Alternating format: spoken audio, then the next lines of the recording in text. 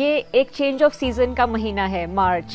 बुखार, खांसी, ज़ुकाम कॉमन है इस सीज़न के अंदर, लेकिन हमें ये जानना ज़रूरी है कि हर बुखार इस समय कोरोना नहीं है, हर खांसी इस समय कोरोना नहीं है।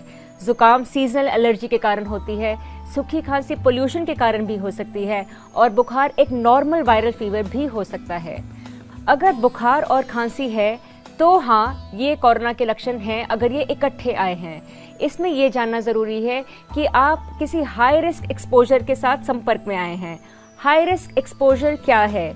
क्या किसी पेशेंट है जिसको पॉजिटिव टेस्ट आया है, क्या हम उसके टच में आए हैं, या किसी ऐसे व्यक्ति के टच में आए हैं जो हाई रिस्क जोन से होकर आया है? जैसे हम जानते हैं Italy, Iran, China, USA, Spain, France. अगर किसी ऐसे व्यक्ति के टच में आए हैं जो इन देशों से आया है तो हाँ, हमारे को टेस्टिंग की आवश्यकता है। इस बुखार और खांसी के साथ अगर सांस फूल रहा है तो वो एक गंभीर लक्षण है और उसमें डायरेक्टली हॉस्पिटल से संपर्क में आना चाहिए।